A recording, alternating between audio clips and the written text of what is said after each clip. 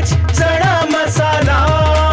आता छोले असो किंवा चवळी, पांढरे चणे असो किंवा काळे चणे, सगळं काही कमाल बने। MDH लोकप्रिय पंतप्रधान आदरणीय नरेंद्र मोदी यांनी पाकिस्तानला हिंदुस्थान काय आहे हे दाखवून दिलंय आणि प्रामुख्याने हिंदुस्थानमध्ये जी दादागिरी, गुंडगिरी त्यांच्या दहशतवादी कृत्याच्या माध्यमातून चालू होती त्यांना धडा शिकवण्याचं काम ताबडतोब केलेलं आहे आणि समस्त हिंदुस्थानचे 140 कोटी लोक त्यांच्या बरोबर आहे। आणि आजही ज्या पद्धतीनं त्यांनी पाकिस्तानमध्ये घुसून आपल्या जे ऑपरेशन सिंदूर होतं त्या सिंदूरची कारवाई केली, त्याबद्दल त्यांचं समस्त भारतीयांच्या वतीनं मी अभिनंदन करतो। आणि आजही देशाला ते संबोधित करत असताना पंतप्रधान जो मार्ग ह्या देशाला दाखवतील त्या मार्गाने आमचे सगळे ह्या देशातले नागरिक जातील याची मला खात्री आहे। आज 8 वाजता ते काय बोलतात त्याकडे सगळ्या देशाचं लक्ष लागलेलं आहे। निश्चितपणे 8 वाजता त्यांच्या भाषणानंतरच पुढली प्रतिक्रिया काय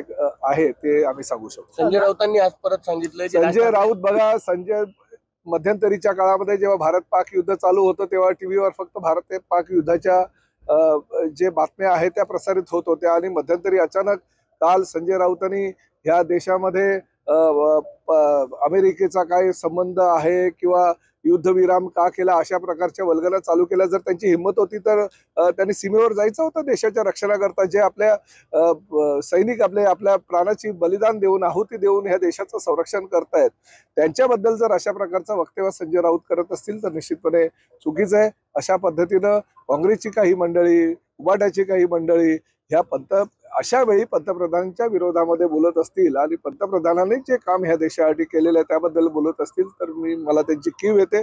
जर भविष्यामध्ये त्यांना अशी एवढीच काळजी असेल तर त्यांनी जाऊन देशावर आपल्या देशाचं रक्षण करायला हवं। म्हणतात संजय राऊत यांनी लाहोरमधून उभं राहावं आणि मस्के म्हणतात आहेत की संजय राऊत यांनी लाहोरमधून नाही, संजय राऊत यांनी सर्वप्रथम आपल्या देशाच्या संरक्षणासाठी सीमेवर जावं असं माझं मत आहे।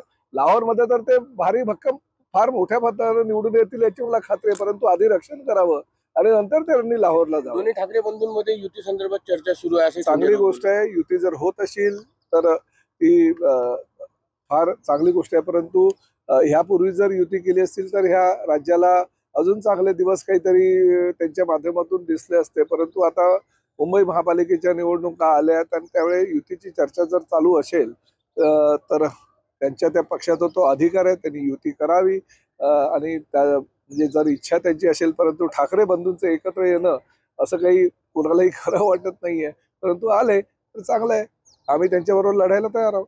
पर्यावरण मेगा भरतीचा काही नाही, एसटी महामंडळाच्या मध्ये आता जवळजवळ 1 लाख कर्मचारी आमचे आहेत आणि प्रामुख्याने एसटी महामंडळामध्ये आता 12,400 गाड्या आहेत आणि भविष्यामध्ये दर वर्षाला 5,000 यानुसार आम्ही एसटी घेणार आहोत। परंतु जर पुढे भविष्यामध्ये कामगारांची गरज लागली तर आम्ही दुसऱ्या कुणालाही भाडेतत्वावर गाड्या घेऊन त्यामध्ये भाड्याचे कर्मचारी भरण्यापेक्षा आम्ही आमच्या कर्मचाऱ्यांना बळ देऊ आणि गरजच पडली तर एसटी मध्ये नवीन आम्ही तरुणांची भरती करू, ह्यासाठी आम्ही तो निर्णय घेतलेला आहे। परंतु सध्या तरी एवढी गरज आम्हाला वाटत नाहीये, परंतु जर एसटी वाढल्या आणि कर्मचाऱ्यांची संख्या जर कमी असेल तर निश्चितपणे आम्ही भरती करू।